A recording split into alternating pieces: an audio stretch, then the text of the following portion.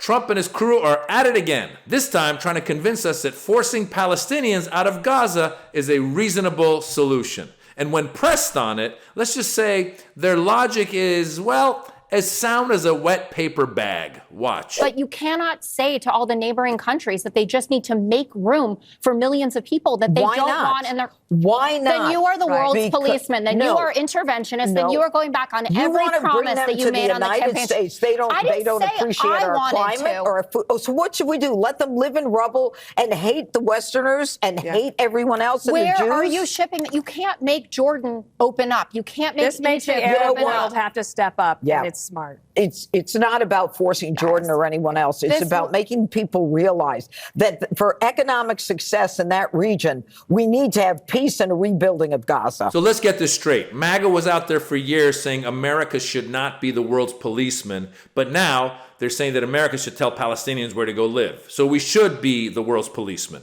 So are you an interventionist or you're not an interventionist? It seems like they only care about how it fits their political agenda. Would Palestinians have the right to return to Gaza if they left while the rebuilding was happening? It would be my hope that we could do something really nice, really good, where they wouldn't want to return. Why would they want to return? The place has been hell. It's been one of the meanest, toughest places on earth. And right now, I've seen every picture from every angle, better than if I were there. And nobody can live there. You can't live there. It would be my hope that we could do something really good, really nice, where they wouldn't want to return. That's code for ethnic cleansing.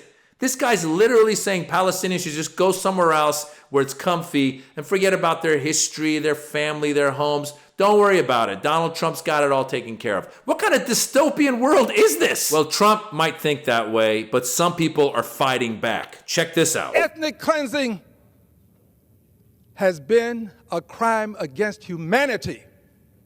And I stand here today in the well to denounce what was said, to denounce what the president said, to denounce the complicity of the Prime Minister of Israel, and to remind people that Dr. King was right.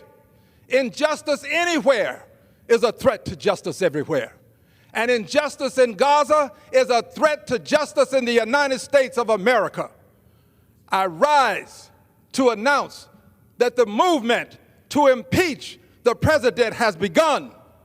I rise to announce that I will bring articles of impeachment against the president for dastardly deeds proposed and dastardly deeds done. Finally, a Democrat with a spine. That's Representative Al Green saying it like it is and introducing. He says he's going to introduce articles of impeachment. Now, is that going to go far? No, we've already impeached the guy twice and he's back. He's like Freddy Krueger. He just keeps coming back. You can't get rid of him. But he's back, and at least Al Green and some others are saying this is ridiculous. This idea is ridiculous.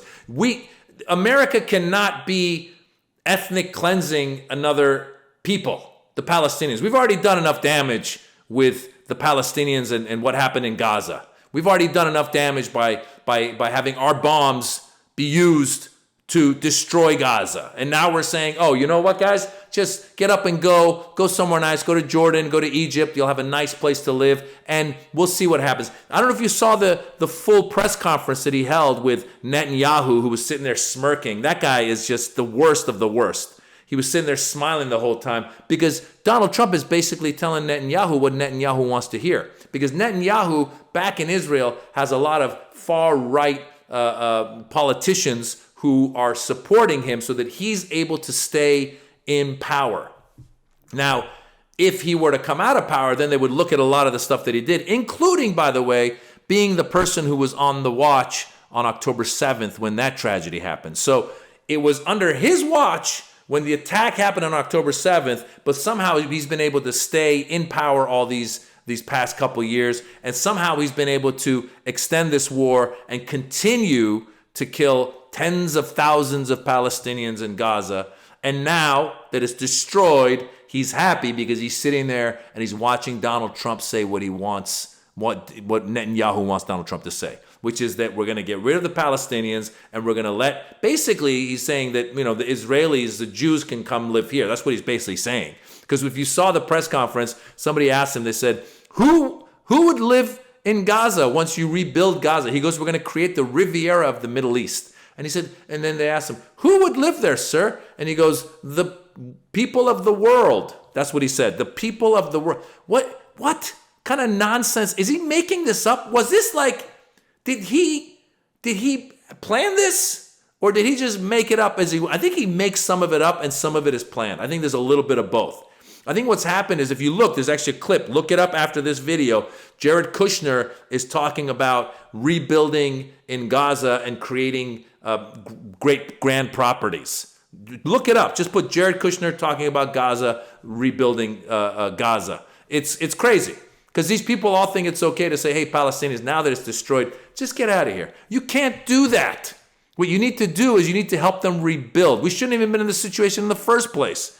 You shouldn't have destroyed Gaza to the point that Gaza was destroyed. It's crazy. And here we are as human beings just watching.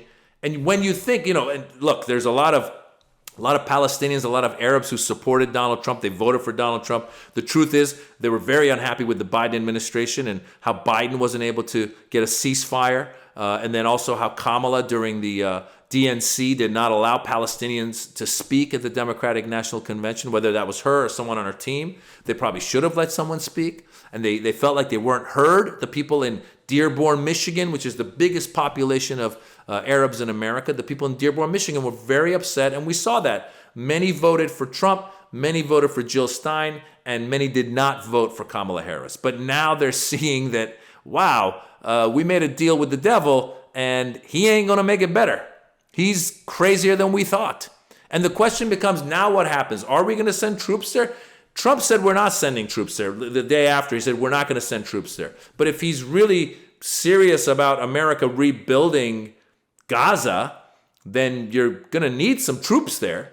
And the last time we had a big troop presence in somewhere in that part of the world, not counting the bases in Kuwait and some of these other countries, Bahrain, elsewhere, was the embassy in or the military barracks in Beirut. You see, what we do, folks, is America gets a foot in, all right? And once you get your foot in, it causes more feet to go in. And eventually you find yourself in a situation like we were for many years in Iraq or 20 years in Afghanistan, where you think you're going to solve something, but you don't. We've just done that continuously. We're an imperialistic country, so we've been involved in many countries. And I don't think Americans have the appetite for it, but it seems like Donald Trump might, because he wants to build what he calls the Riviera of the Middle East. And he's asking Palestinians, hey guys, just please go to Egypt or to Jordan. By the way, Egypt and Jordan already have a lot of Palestinians living in both of those places. Egypt and Jordan are not wealthy countries where they can just keep taking more people and it's not a big deal. That was that big debate there with Jeanine Pirro in the beginning. You saw Judge Jeanine Pirro, the drunk judge on Fox. She was saying, well, they can't come. Why would they come here? Their values are different than ours. What do you mean? They have family values? That's not good enough for you? And by the way, why would they go anywhere? They shouldn't go anywhere. They should remain in Gaza. They're Gazan. They have a history there. They're Palestinians. They have a history there. They have homes that you destroyed. So help them rebuild it and find ways to help the Palestinian people rebuild and maybe give the Palestinian people some hope. Maybe rebuild to a point where you rebuild some schools and you rebuild some businesses and maybe you give them some opportunity, some hope so that they have their own freedom. Maybe you give them an ability to come in and out of Palestine as they need to. Maybe we do that. Maybe we go another way. Maybe we find a two-state solution. Maybe that's the way to go. Maybe we get everybody involved and come up with a two-state solution where Israelis and Jews can be secure and Palestinians can have their freedom. They can have their own sovereignty. The point is, you can't just say, "Oh, we're going to give them a nice, comfortable place to go." Yeah, what? The whole world just went, "What? What?" All the countries in the Middle East are going, "What? Even the countries like Saudi Arabia, who was getting ready to have some progress with their relations with Israel, or countries like the UAE, or other countries that had already mended what was called the Abraham Accords under Donald Trump, where some of these other Arab countries started, having better relations with Israel. Even those countries right now, Qatar, they're going, we can't be like, oh yeah, sure, let's do that. Let's just get the Palestinians out of Gaza.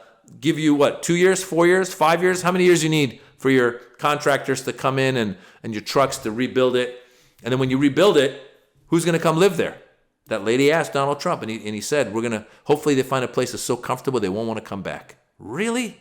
I mean, what's going on in that guy's head? Why would you even say that? Like, why would you even say that?